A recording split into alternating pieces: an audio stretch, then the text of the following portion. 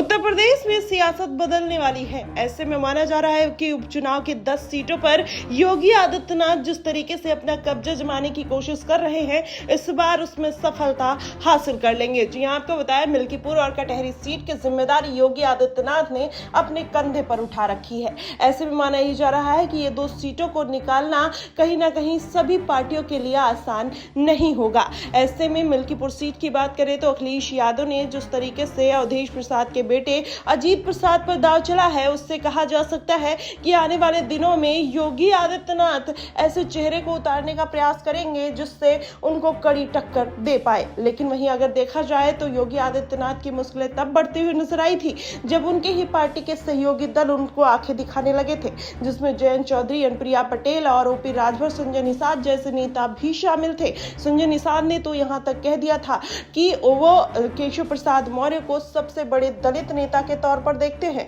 वहीं अगर केशव प्रसाद मौर्य की बात करें तो उनके भी सुर बदले हुए अब नजर आ रहे हैं, तेवर बदले हुए नजर आ रहे हैं योगी आदित्यनाथ को लेकर। जी हाँ, कहा यह जा रहा है कि शीर्ष कमान ने एक कड़ा ऑर्डर दिया है कि जब तक उपचुनाव नहीं हो जाते हैं, पार्टी में किसी भी तरीके की कोई फूट नहीं पड़नी चाहिए। शायद यही वजह है कि योगी आदित्यनाथ की खुलकर तारीफ करते हुए केशव प्रसाद मौर्य नजर आए और जिसके बाद ये अटकलें लगाई जाने लगी, या तो किसी पद को लेकर समझौता हुआ है या फिर योगी आदित्यनाथ के बदले रवैये को लेकर हो सकता है केशव प्रसाद मौर्य का रुख बदल गया हो। लेकिन कुछ दिन पहले अनुप्रिया पटेल और केशव प्रसाद मौर्य जिस तरीके से आरक्षण और नियुक्ति को लेकर योगी आदित्यनाथ को घेरते हुए नजर आए थे, उससे ये साबित हो गया था कि कहीं ना कहीं अंदर खाने में सब कुछ सही नहीं चल रहा। लेकिन उसके बावजूद जिस तरीके से इस बार के उपचुनाव में योगी आदित्यनाथ, केशव प्रसाद मौर्य और ब्रजेश पाठक अपना दमखम लहराने का प्रयास कर रहे हैं, दिखाने का प्रयास कर रहे हैं,